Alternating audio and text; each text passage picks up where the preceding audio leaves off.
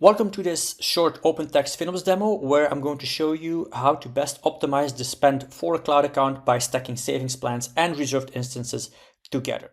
What we're looking at here is the Insights module in OpenText FinOps, which gives us recommendations for reserved instances. And we're going to see how with OpenText FinOps you can use such recommendations as your starting point to then generate a highly customized rate optimization coverage for your organization. Let's start with taking a look at this first line item here, which is a recommendation to purchase 297 reserved instances for the instance type T3 extra large in US West. And we can drill down on this recommendation by clicking on it, which opens our detailed view. And what I want you to focus on here is the graph in the middle, which shows the eligible spend for the previous period. Now this graph shows us two things. First of all, it shows us that the spend was all on demand, and we can see that because of the gray color coding. And secondly, this graph shows us what percentage of this on-demand spend would have been covered if we already would have had these 297 reserved instances. And that is represented by the blue dotted line at the top. Now, as we see, we would cover virtually 100% of the eligible on-demand spend in this account with this recommendation. Now, usually that kind of coverage is way too aggressive for reserved instances because reserved instances, they are very, very specific. They are tied to a specific instance type and a specific location. But we can work with the team that owns this account to determine what percentage of this eligible spend we can be comfortable with to cover in the coming year. Now that can be 50%, that can be 10%, it depends what that account is used for, but let's say that for this demo, that is 25%.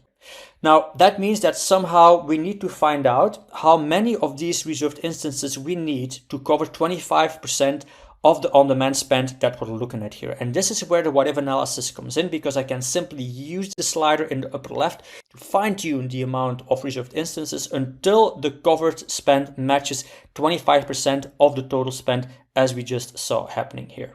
So what we did in just a couple of clicks, in just a couple of seconds, is generate a what-if scenario where the area under the blue dotted line would be covered with reserved instances. And we see that in order to do that, we actually only need 77 of these reserved instances. And we have a convenient link here in the lower right. If we click on that, it'll bring us right to the location in Amazon Web Services where we can go out and purchase these. Now this takes care of the spend under the blue dotted line, but what about the spend above it, right? That spend will still be on demand, so it will still be overpriced. Well, we know we're not comfortable using reserved instances for this spend, but we could use a savings plan here because savings plans are more flexible because they allow you to make changes in instance type in the same family, and some plan types even allow you to make changes across families and regions as well. So let's switch our view to take a look at recommendations for savings plans. And I'm going to use an account here for which reserved instances were purchased in the last month for about 25% of the spend, like we just did, but in this case for T2 types in Europe. So again, we start here from an existing recommendation by clicking on it. And again, we get this simple graph that shows us the breakdown of the spend in the last month. Now, let's break this down. At the bottom here, we see now this dark green zone, which represents spend covered by reserved instances for about 25% of the spend. And then as expected, on top of that, we still see a large portion of spend that is still on demand. At the top, again, the blue dotted line shows what this savings plan recommendation would cover. And we see that once more, it's very, very aggressive, right? 99% of the remaining spend will be covered. Now, savings plans do have more flexibility than reserved instances, so you can cover more aggressively with them. But one thing we should definitely avoid is covering cloud waste, right? And since the plan so far is to cover as good as all the spend here, we need to make sure that we don't have cloud waste in this account for this eligible spend. So in order to determine that, let's switch our view again to the usage optimization section in the Insights module. And here you can see I have already pre-filtered it for the account for T2 and for Europe. And we see that there's about $6,000 per month of waste related to right sizing in the same instance family.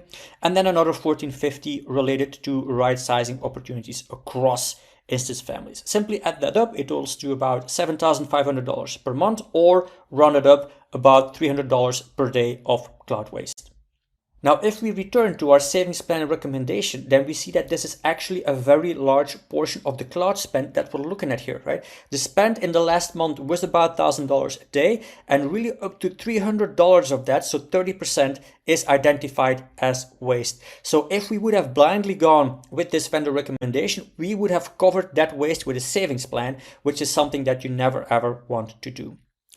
Okay, so in the details section here, we see that currently still the recommended hourly commitment is 22.62. Now, we know that's too high, but how do we find out what that hourly commitment needs to be if we don't want to cover the cloud waste in this account? And again, you can find that out in just a matter of seconds by using the slider in the upper left to gradually lower, to gradually fine tune the commitment percentage from $1,000 per day to $700 per day, as I'm doing here. So I'm peeling off the $300 of cloud waste.